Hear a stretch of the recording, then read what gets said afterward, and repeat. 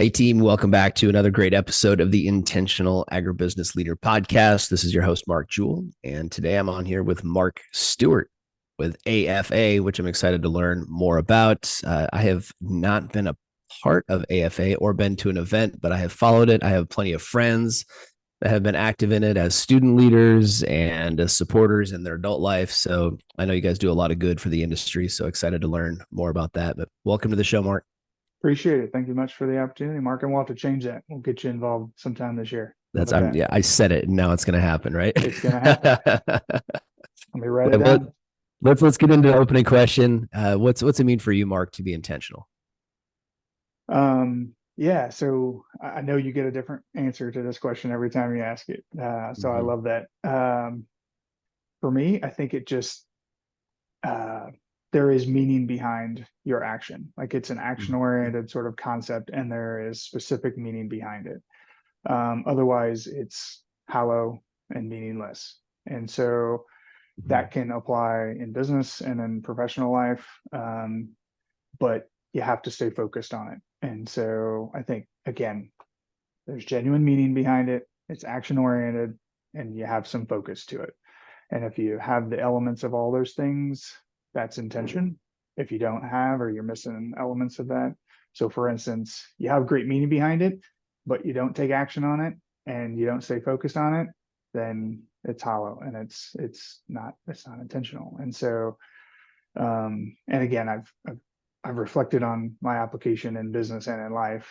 And when you lose focus or you lose the action oriented, you don't stay on top of it, then Yeah. you're not being intentional. And that Mm-hmm. happens pretty easily. We get distracted, life happens. Yeah. Great ideas come along, they take you on a different path, et cetera, et cetera. Right. And but yeah, I think 100%, man. We're trying to solve for that with this podcast and other resources that we produce as well. This is where we find a lot of people in different stages of life, but especially, guys that get to kind of our age and stage of the career, hit that mid 40s and start looking around and say, is this all there is? Like, like I'm pretty good at what I do, but I'm not really living, and mhm, like you gotta help yeah, people find meaning in everything that they're doing. yep, Yeah, yeah. well, yeah, talk to us a little bit about AFA, what you guys do, who you serve, how you serve. I want to dive in, spend 5 or 10 minutes just kind of prying this apart because I know that you guys do a lot for the ag industry in the way of developing future leaders, new leaders, et cetera. And you've put out a lot of great talent, a lot of people that are probably listening to this that are in those leadership roles now. And so let's do it justice and talk about it a little bit. Yeah, we'll try to keep it brief, but I appreciate the opportunity. I mean, essentially, we're in the human capital business. Mhm. So, we're working with undergraduate college talent predominantly. We do some work in the young professional space, but the core of what we do is really three things. We create environments where one can enhance their network, which is both peer to peer and like student to professional. Mhm. These environments also focus on competencies, soft skills, life skills, whatever you want to call them. That's the core of the training that we provide. And the Mhm. third aspect of it is all around career exploration. So all of those three things happen in some form or fashion in all of our environments. And we've got a set of principles that we live by. We value young people as leaders of our organization. We believe learning is a lifelong process. Your network is a personal asset to you, as valuable as anything else you'll ever own. So there's a kind of a set of guiding principles that kind of help us shape work. But the unique thing about us, Mark, candidly, is that what you know about other youth organizations, you have to throw out the window because we're not structured Mhm. the same. There is no formal membership. There is no campus or club structure to it. Mhm. We're built to kind of mirror real life. One has to apply and be selected for an environment like ours. Don't hear me wrong; it's not exclusive. It's not that way. But people that are engaged with us are doing it intentionally. Mhm. There is an ambition and an interest, a genuine interest in their own personal growth and development. As to why they would stick their neck out, and that's the fun part of it. Is that's who we're working with, and you Yeah. find great joy and at the end of the day, we're just rising the tide. Again, we're helping grow the competencies of young people, building their network uh, to be more eclectic than it would otherwise be, and helping provide a broader perspective to what's out there career wise so that people make better and informed decisions. And if we do this well, we have strengthened the industry for the future. So I know That, that seems very theoretical, but without getting into the weeds of how we do it, that's essentially what we're after. well, it's a pretty good theory because one of the challenges as also a human capital company serving agribusiness organizations, generally most of our clients will be in the further along in their career.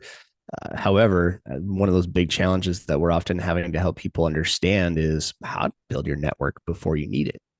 And we get a lot of salespeople that roll through our training and coaching programs that just don't have or haven't had the concept of building that social network, that professional network, that personal board of directors, if you will, who can stand behind you, help you make connections in order to do your job well, because that's most of it. And often we're just rolling in. And now I need to go make a sale, and I realized, oh, I wish I had that relationship.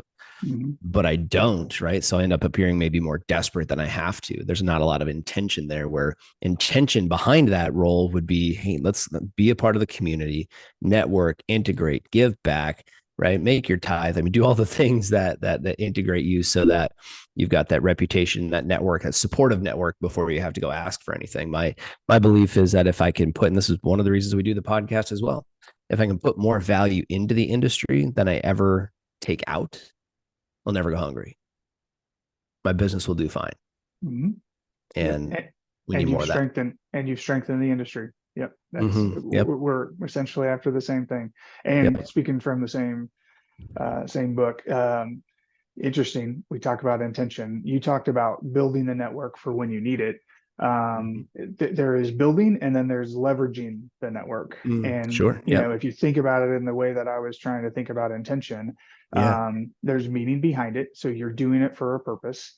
There's an action to it, and you have to be focused in the way that you do that. And so, for instance, when I talk to young people today, I talk about at least the way that I've gone about it, and not really thinking about it. Nobody ever really trained me or exposed me to this. I was not as ambitious as the young people we served in college when I was there.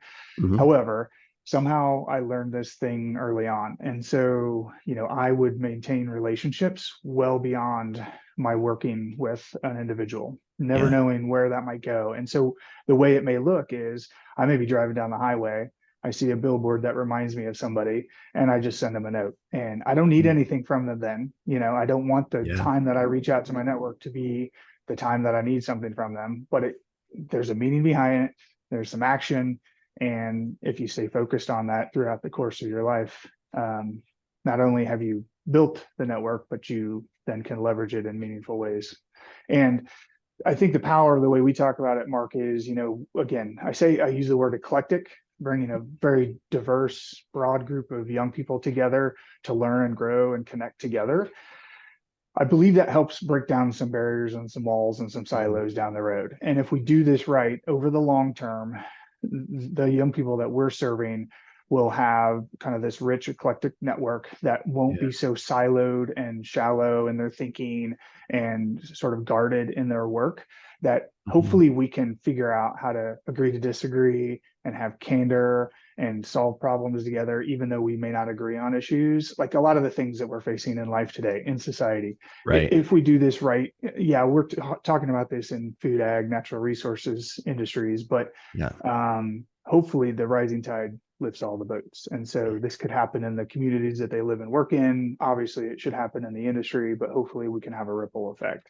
Yeah. So, anyways. Fantastic. Well, we'll keep going. I mean, there's such a need for people that are equipped with these skill sets and mindsets once they get under the hood of any organization, but they're going to be faced with different types of cultures, maybe not always great cultures. Often we get brought in to solve for toxicity within a culture because it hasn't been curated intentionally over time. And so now you're left with what is just there.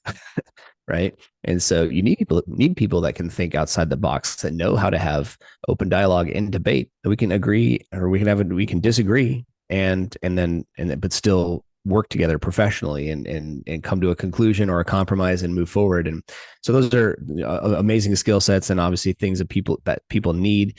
And I love the focus on lifelong learning, because that the need to develop that skill never goes away. So Agreed. You mentioned not having chapter organizations within the universities and those kind of things. So how do people get engaged at first? How do young people get engaged with AFA? Yeah, so we've grown. We're only 27 years old as an organization, but we've grown primarily by word of mouth. Now we're trying to be much more proactive in our outreach, to speak to different audiences that don't know about our opportunities and such. But um, you have a great experience, you Hmm. tell others about it. That's generally how a lot of business works. So you think about net promoter score. That's something that we measure our success by. A lot of industry does.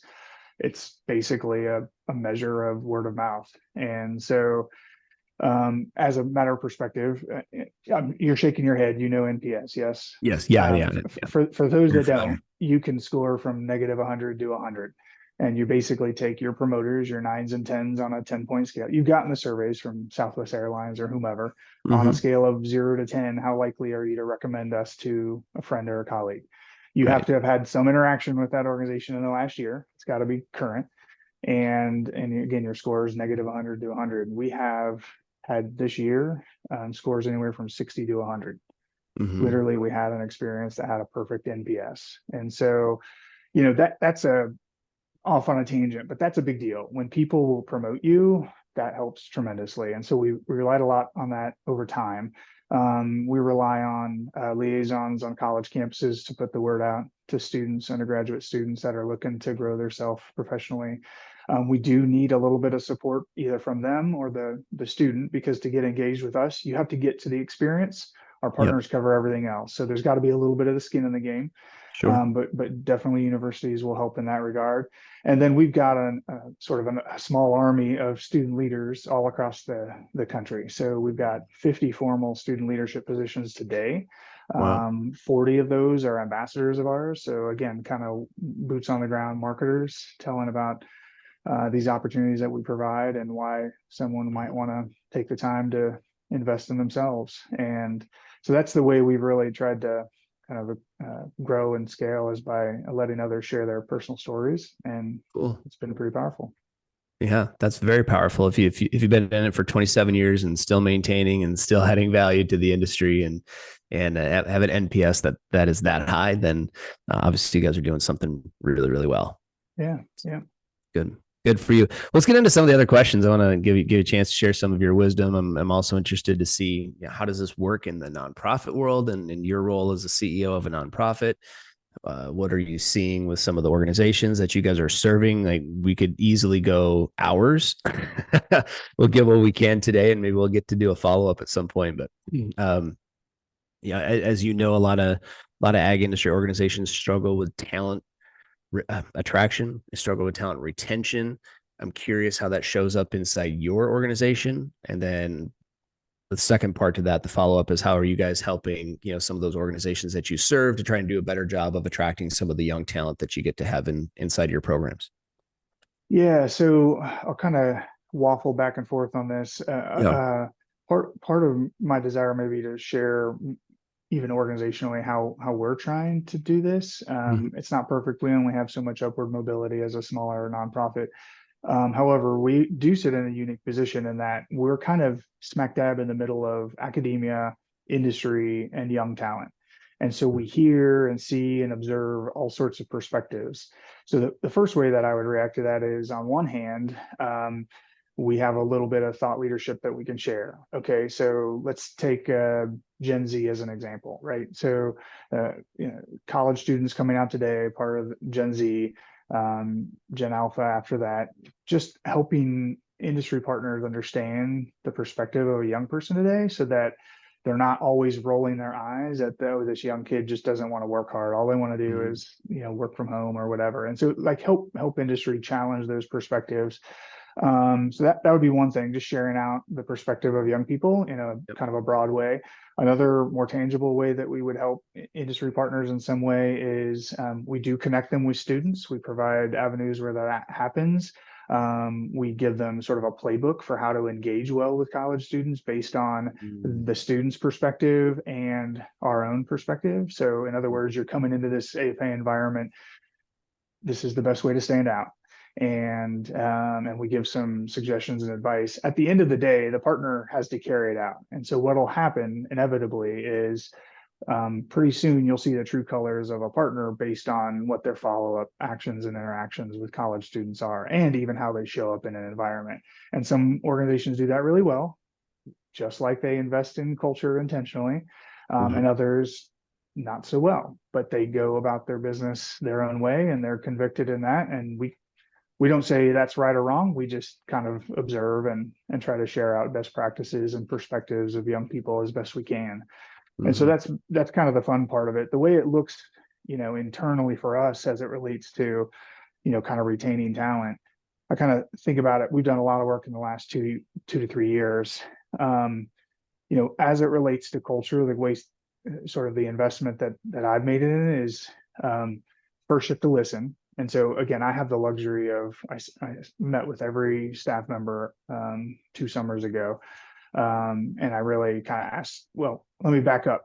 I leaned on some professionals that were in my network that do this kind of work and said, here's what I'm thinking. I think it's time to take a pulse on our organization, give me some advice and whatnot. And so it really synthesized it for me into kind of 2 questions. One, as it relates to workplace culture, what are we permitting? And what are we promoting? In other words, what are we allowing to happen, and what are we actually celebrating as it relates to the way we do our work? The other question was really all about what frustrates us in our day-to-day work.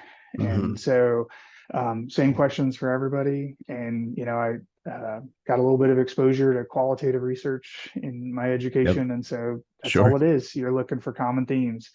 Yeah. And then whittle it down to 6, 7, 8 themes, met with my leadership, identified things that we wanted to build into our culture, but I didn't want them to be sort of the typical values that everybody talks about. And they didn't have to be one word. They just had to make sense. And then the final thing is I wanted them to be action oriented. So back to intention, I felt very important that these should be action oriented. And so we came up with a set of what we call lived behaviors. And so some people might call those values that, but it started with, again, kind of the intention to kind of understand. We look at it from the perspective of what can be action oriented. And so the final piece of this is like how you live it out. So we start meetings, we talk about our behaviors, we celebrate those. So what you would call shout outs, they're generally behavioral based. And then the final stage in the process is, obviously that has to live out repetitively so that it shows that you really mean it. And then we've implemented things like stay interviews with all of our employees. And I was at a conference not that long ago, actually, I think it was this time last year. And in a room of at least 200 industry professionals, a lot of them in HR. And the keynoter that was doing the session asked the room, how many of you are doing stay interviews? And I think ours may have been one of less than a dozen hands that went up, which was shocking to me. Which is the whole notion is you find out what people are disgruntled about before they walk out the door. It's the opposite of an exit interview. For those that aren't aware, and it's not hard. We went out and looked at some resources. My colleague, my COO, put together a guide that we use. It's 5 or 6 questions that everybody asks, and you just ask the question, you sit there and you listen, and then you figure out, okay, what are we going to do with this information? Now, again, we're small, and we can't, provide all sorts of upward mobility, and we can't.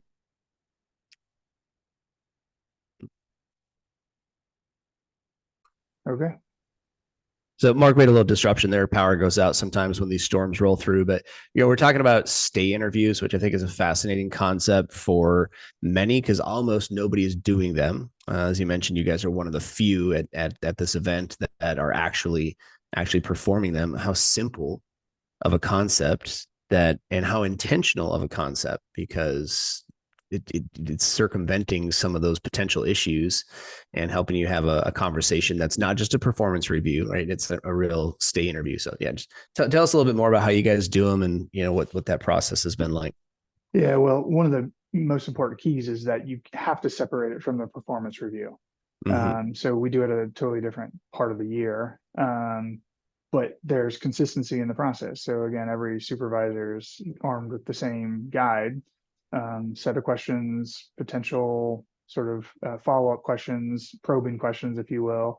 But the whole intent is not to react, not to respond, just to listen.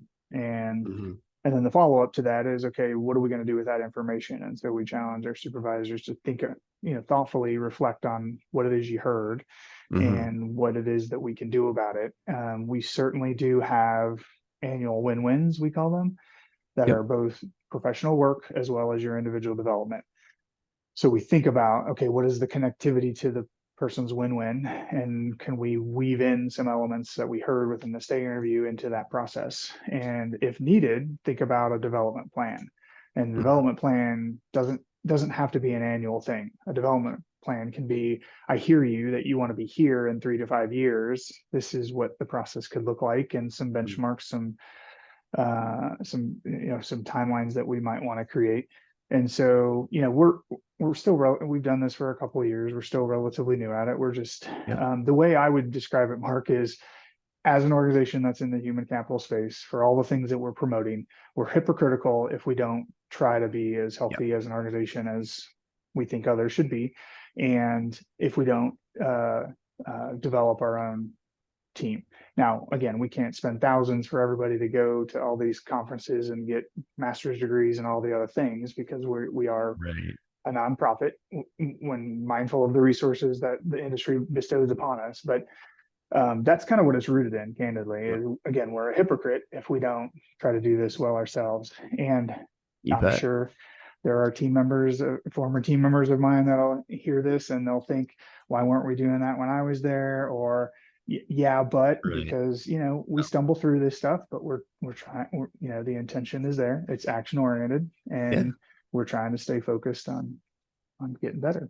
Right. Well, the word is intention, not perfection, by the way. Yeah, yeah, Just so everybody is yeah, fully clear on that, right? Just because we're even well intended doesn't mean we're perfectly executed all the time either, right? I mean, yeah, it's the to get back to the beginning of the interview, right? We're talking about the definition of intention having something to do with meaning. There's meaning behind what you're doing, and our brains are really meaning seeking machines, and as we mature, our brains will seek different types of meaning, and that's where growth comes from. That's where new ideas come from. That's where innovation comes from. And so, intention is such an important part of all of that, over time. So, but yeah. I appreciate you bringing that up, and I would love, anybody who's listening that decides to try this to report back and reach out to me, and we'll bring you on for another interview to talk about how, like, if you adopted this, like what went well, what didn't go well. It'd be cool to hear from somebody that actually takes this and runs with it. So,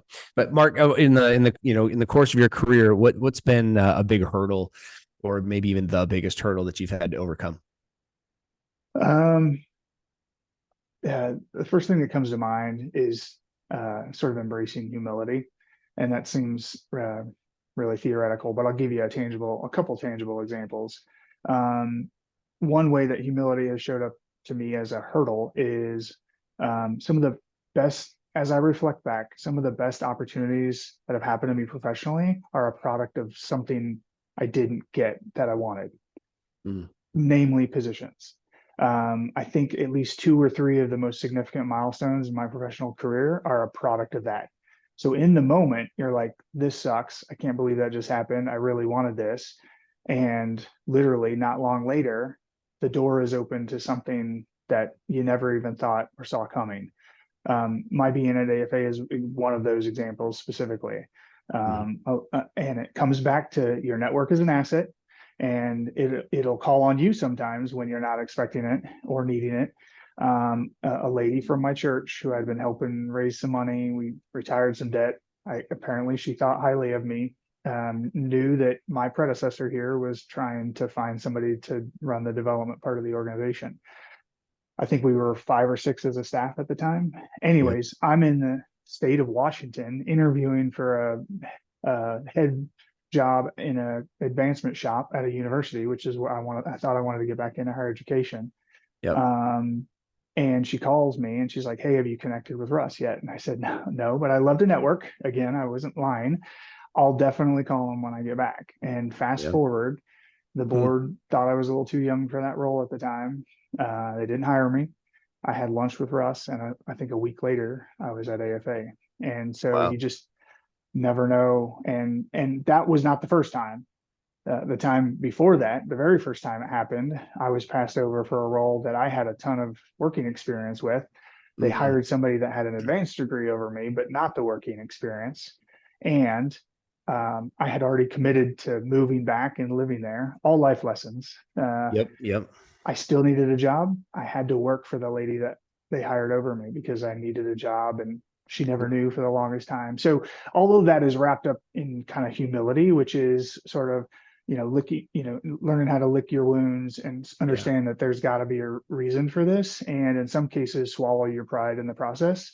And it'll allow you to find the good in what's to come.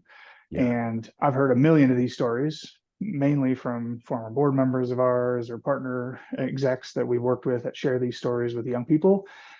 You just have to live some of them to really truly understand it. But like those have been the hurdles, sort of in my perspective, that it's not about the day-to-day hurdles. It's more about the sort of life, career, journey hurdles, and most of that's wrapped up in, again, humility and learning to kind of swallow your pride when you need to and figure out what the greater meaning is in all of it.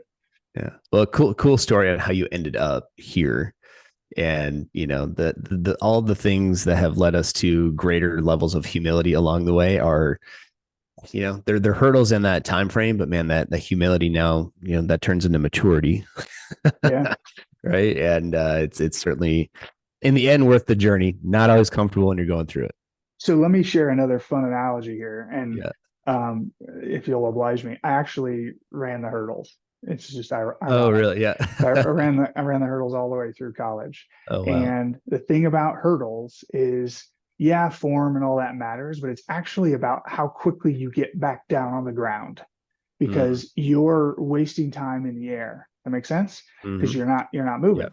Yep. So it's all about how you get up and down as quick as you can. And then you have to be fast in between too. But Yeah. and form is certainly important. But if your form sucks and you can get up and down really quickly, Right. it doesn't really matter.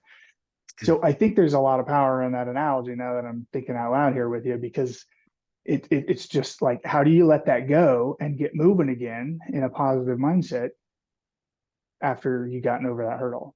And I've never really thought about it that way, but I think that's kind of powerful. Yeah, it really is. It's so much of what we work with our coaching clients on is dealing with failure, dealing with rejection. If you're in a sales role, like, just get used to the fact that 6 or 7 out of 10 times you're getting rejected. Yep. 6 or 7 out of 10. And I'm sitting here like I got a big proposal sitting out there this week with a prospective client, like as we speak, and I don't know the outcome. I've done everything I can to try to win the deal. And at the end of the day, they have to make a decision that's best for their business, Yep. Yeah. and I like, it's the kind of deal that would allow me to do some things financially in the business this year that I wasn't planning on being able to do. So it's a cool one. And at the end of the day, like, my identity is not wrapped up in that deal, right? Like, Yeah. my professional performance isn't necessarily wrapped up in that deal. Would that deal help us? Could we help a lot of people with that deal? 100%. There's so much good that will come from this. And I give it an 85% chance of closing. And at the same rate, like, that 15% can creep in. You never know. Budgets get cut, things get moved around. Somebody's having a bad day, decides to say no on the approval for that expense or whatever. You just never know, right? There's all Yeah. these other things that can come in there. None of that has anything to do with me. Like, does it Yep. suck? Yep. Is it going to sting a little bit? Am I going to, probably, pound my desk a little bit if I get the no answer on that? Absolutely. But you know what? I'm still going to get up and go to work tomorrow. Yeah. How quickly do you get back down on the ground and start sprinting Exactly. again? I love that. That's a great Yeah. analogy. That's Yeah. great. If I was Just if I was a speaker who had run hurdles, I would absolutely make that one of my key cornerstone parts of my speech. So, I can't believe I've never made the connection. So I'm gonna well, have to there you start go. sharing it more often. We're all And getting to benefit from it today, Mark. That's good. we were talking about perfection a little bit ago. I've got Yeah. this quote literally on my desktop that I'm looking at right now. It's a Vince Lombardi quote, but it's like, Mm-hmm. perfection is not attainable, but if we chase perfection, we can catch excellence. Yeah. So, just that we don't get wrapped up in this whole notion that even if we're going to implement stay interviews, Mm-hmm. you don't have to be perfect at it, But if you work really hard and, again, there's intention behind it, there's a meaning, it's action oriented, and you're going to stay focused on it, there's repetition to it, then you'll be excellent, because eventually over time you'll learn from what didn't go well and you'll improve and go forward. But the So intention true. has to be there. So true. I think one of the things that I would really love for more young people to really understand, more experienced people for that matter too, is half of the battle in being successful in your role is just staying in the game, right? Just keep running the hurdles. You just got like to just keep going. We get so impatient, and I'll be honest, sometimes we're improperly incentivized, especially in the professional space. There's an unrealistic time frame in order to get to certain goals, and a business plan was built with certain timelines in mind, and those timelines are not always realistic. But by and large, most of us, if you just stay in the game, you want to be a successful salesperson, relationship builder, you just got to stay in the game.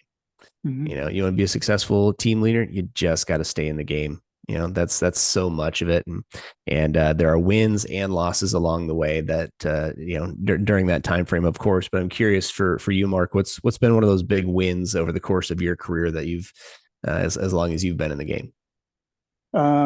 Yeah, it's a tough one to answer just because there's so many Mm-hmm. things that come to mind. Not meaning to sound conceited there, but candidly, I think, some of the work that we've done here in the last few years at AFA is on the top of my list, which is, I've never worked anywhere where I would say, the organization was really intentional about culture the way we are here. And I've worked in a lot of higher ed, I've done some consulting, I've done some nonprofit work, not a lot of for profit. It would be interesting to reflect on that, but I think there's a lot of relatability no matter the type of organization. And for instance, I had an old boss one time that had us read a book, thought that this was going to be okay. We're gonna lean into our culture here and our team development. Went out to dinner, barely even talked about the book, and never brought it up again. And then you just go back to doing business every day. There's no talk about how we want to behave and interact or what we're staying focused on. So all that to be said, again, this would be on the top of my list. I came into this organization, been very blessed. I think we've had a great run at it, but I wouldn't say we were always extremely, extremely focused on the kind of culture that we wanted and the way we wanted to act and interact with each other. And so I think that's important, especially because we spend so much of our lives at work, and you want people to be happy, fulfilled, and find great meaning in their work. And I think you can do that regardless of the setting. I think you were going to ask me about books. Can I jump us there? Yeah, Because I yeah, think absolutely. Yeah, okay. it's on the list, man. So if you got a good resource for us, we got to hear it. I kind of thought about this in terms of authors, and this will be no surprise to people that know me very well, but I am a big Yeah. Patrick Lencioni. Yep. And one of the first books I was exposed to, which is probably where most people first got connected, was The Five Dysfunctions of a Team. And that's great. Mm-hmm. One of the other ones that I actually stumbled upon later on, and I think I've read all of his books at this point, is when I got the book, it was actually um, uh, The Five Signs of a Miserable Job, I think is the way it was titled. They've changed Okay. it now, and it's the truth about employee engagement. Okay. But I love the sort of the negativity of the way it was before. And I had to tell my boss, it's like, don't get any ideas. It's just, I like this author. Yeah. It's fable based, super simple, and Yep. I think extremely practical. That doesn't mean it's easy to do. However, in the book around employee engagement, Pat is all about people being happy, fulfilled in their work, and finding great meaning. And it's Mm-hmm. kind of wrapped up in organizational health, which is everything that we're talking about here today. Yep. But in that book specifically, it's really three things. It's three signs. One is anonymity. Sounds really simple, but like, do you know your employees? Do you care enough about them to like want to get to know them? It sounds super silly, but I think in a lot of cases we have superficial relationships with our colleagues. And so do you actually want to know who it is you're working with? And then it goes to relevance. So as long as there's relevance to the job, connect what I'm doing to the greater meaning of the organization. And it Mm-hmm. doesn't matter if it's a not-for-profit or a for-profit. You can find meaning. You just have to connect the dots between what that person does day to day and what you're trying to achieve as a business. And then the third piece is around measurability. And the kicker here is the person that, you're trying to lead has to be involved in defining the measure. So they have to get it. They have to want to connect to it, and then they have ownership of it. But you help them with that process because it has to make sense, right? Whatever they're doing day to day has to connect with the purpose of the business. So if you spend time, there's not an anonymity, there's not an irrelevance, they can't see the connection, and there's not immeasurability, which is we can't figure out how to measure it. Yep. Then you can find engagement with an employee. And the fable that he uses in his book is about I think it was an Italian drive-through restaurant. And you can make a million parallels to the way that fable plays out. So anyways, I got off on a tangent there, but I love it, man. So it was Lencioni, Patrick Lencioni, and the book is The Truth About Employee Engagement now. Yeah. Okay. Yeah. Got it. And but the old one was the 3 signs of a miserable job. So the misery comes in they're like negative terms: irrelevance, anonymity, irrelevance, and immeasurability. But it's really, at the end of the day, we want to be engaged in the work we do. And so it's something that we track. In fact, we just had a report out to our staff of what our employee engagement score was this year. We track engagement of all of our leadership. So we have alumni leadership, student leadership, staff, board. All of them are tracked the same. And then we roll it up into a leadership engagement score that is I'm held accountable to our board. Got it. And we've even defined what it means to us. So it's, your commitment and your contribution to a purpose that shows up as discretionary effort. Like, I'm going to go above and beyond because I'm engaged in the work that we do. And so we lay out the definition and we track it on a year-to-year basis. So that came out as a win. I hadn't really worked anywhere where we had this much intention about, again, day-to-day interactions and accountability and how we behave, as well as kind of tracking the difference that we're making and then talking about it, celebrating it, maybe even unpacking it when it's not as good as we want it to be. And so we come up with a couple, 3 themes every year out of our surveys that we say we want to focus on, or we're going to try to get better. It's messy. It's not perfect, but it's progress, and it's rooted in purpose. There's a purpose behind it. There's action, and we try to stay focused. There's got to be some repetition to it. I like it. Well, what I love about this interview and this conversation today, Mark, is people listen as we kind of bring this in for a landing here is, here's a real story of, an organization that's been around. It predates you being a part of the organization. So you've come in, and now over the last, how many years have you been in the role? I've been in this role, I think about 8 years, been at the organization a little over 12.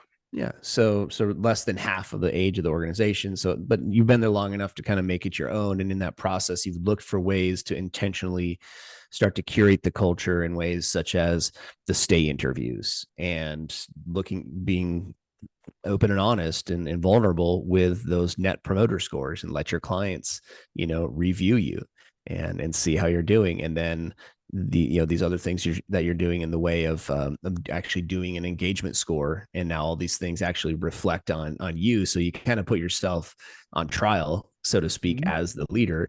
Very few organizations do that, are vulnerable. Very few leaders are vulnerable enough to do that. And most people just frankly don't take the time to go through the work, because there is work behind all these things. You have to sit down and have those conversations. You have to evaluate the data. There's time and intention that goes into that process. But you got an organization today, Mark, that's doing a great job, that's growing, that's continuing to serve the industry in very positive ways. And good for you, man. It's cool to hear the story. We have questions we didn't get to today that we need to make time for it at another point. Yeah, well, I appreciate it. Can I touch on vulnerability real quick? Please do. Candidly, I would say a lot of this work started with vulnerability, which was, we all generally have a light bulb moment or an instinct that kicks in that says, I wonder if it's time to maybe reset a little bit. For me, it was, had a couple of people leave the organization. There wasn't anything glaring about that, but something in me said, I wonder if it's time to, spend a little time digging into how we're doing and if anything we should do differently. And so that was a light bulb moment for me. And it started with, okay, I stepped into this role, and what is culture? It's either by intention or it's by design. So you can either let it happen to you or you can design the way it looks. And I stepped into this role, and there's a danger in kind of internal succession in that, Mm, um, if you don't think about it or focus on it, it'll just happen whether yeah. you like it or not. And so Mhm. I just realized I had that kind of vulnerable moment of I hadn't spent a lot of time and energy thinking about the workplace and the kind of culture that we wanted to create. And so that prompted me to go Mhm. listen to our team, ask those two simple questions, create a kind of some common themes out of that, engage my leadership in the discussion about what kind of workplace do we want to create, and how do we frame this up, and how do we make it action oriented, and how do we live it out, and how do we celebrate it, all of those things. And so we've been at it a couple of years, but I could even take you back 6 or 7 years. And it was the humility of, we had spent a lot of time diversifying the students that we serve, geographic diversity, ethnic diversity, gender, all the things, Mhm. made a lot of really good progress, started to have more and more issues. Cause again, you're bringing together people with a lot of different perspectives and beliefs, Right, and right. little issues popping up here and then. And it's that, oh shit moment, that light bulb moment where you're like, Mhm. we aren't prepared. We haven't prepared our organization and the leadership within our organization to figure out how to create these safe learning environments. And it Yeah. wasn't unsafe, like nobody was getting, physically harmed, but there's, Yeah. emotional harm in the way you conduct business. And so that started us on a journey of how do we build, diverse, inclusive, and respectful kind of learning environments. Again, Mhm. done with intention, with a meaning. There's Yep. action behind it. We figured out how to measure some of this stuff, and been on that journey 6, 7 years or more. Mhm. But started in a vulnerable place of, hey, I don't know what's going on here. We should figure out, and let's just be honest, we need to do better. Yep. And um, that can be a tough pill to swallow. I'm pretty comfortable with it just because Mhm. wasn't ever the smartest person, wasn't ever the greatest athlete, whatever. And so, like, just admitting that, but saying, I want to get better, It takes is some of pretty that powerful. humility, right? It takes some of that Yep. humility to know, hey, I see this being a problem. I don't know how to solve for it. And that's, I talk about this a little bit on the show here and there, where my what I wish people understood about people in leadership roles is that they're not in that role because they have it all figured out. Okay, it's their job to figure it out, but that's what makes them the leader. Mm, They have to be you have to be a little bit risk averse. You have to be kind of on the bleeding edge of being able to see challenges in the organizations and say, hey, I see some roadblocks that are either in the way of my people's success or are gonna be. And maybe I don't have all the answers today, but I do need to step in front of those and go find a way, right? Otherwise, we bottleneck the organization, and that will have been my fault. So they're not. It's not that people in leadership roles have everything figured out. It's that they're willing to, yeah. right? And admit that when they don't know the answer, like that can be the hardest part, is admitting that they don't know, or feeling comfortable enough to be open about that so that they can engage others in Mm-hmm. figuring it out together. And it's oftentimes I think what happens is when someone isn't willing to be vulnerable because they think it's going to be a sign of weakness or a lack of credibility or whatever, that's when things get worse, right? Mm-hmm. And so, anyways, I've generally, I've studied enough and kind of heard and listened to enough that I think generally people are attracted to a more vulnerable person, anyways, because it's authentic, like it's real, like we're not Yeah, perfect individuals. And so I don't mind opening up about some of that stuff, for sure. personal and professional. I think it's You bet. healthy. Yeah, absolutely. I agree. Well, but before we go, man, I know you not only are you running a 20-person team, but that 20-person team serves a larger organization that influences probably another 100 people directly, and then a lot more indirectly. Plus, you've got what, 4 kids at home Hmm. and a spouse and all the things that come along with that and everything. So, what do you do to keep your energy up and maximize your productivity? Yeah. The thing that has helped me the most is working out. I'm a morning person, so I find if I can get up and go do that in the morning, it helps me. I remove all the barriers that I can to that. So I was an athlete all the way through college, kind of got burnt out, started heading the other Mm-hmm. direction. When you've just been all day, every day working out, you get sick of it. And I got to a point where I didn't want to have to create workouts. I didn't want to have to think about any of it. So for me, the way it looks is I pay more money than I should to subscribe to a place to work out, but I go there. I don't have to think about it. I remove the barrier of that. I literally lay my stuff out the night before so that I'm not having an objection when I wake up in the morning. But if I Mhm. can get my butt out of bed and go work out, I always feel better taking on the day. So that's what's worked for me. I'm not as good at some of the other stuff. I know people like to get into meditation or sabbaticals, time away, those sorts of things. But for me, always getting some exercise and getting my day going early has always helped me take on the day. You bet. Awesome. Good stuff, man. I'm glad to hear you say it because more people need to hear it. More people need to put that into practice. Yeah, So yeah. good things, man. Mark, this has been a cool interview. There's a bunch of gold in here, you guys. If you didn't pick up on some of the key big learnings in this, there are at least three. You need to go back and get the last 45 minutes to listen and pull these out of there, namely stay interviews, taking a really good look at your culture. What's your net promoter score? What's your culture and your engagement score? Find a tool. There's plenty of tools out there to help you measure that stuff and get after it. So, Mark, thanks for being on. You're doing great things, Mark. Appreciate it. Thank you.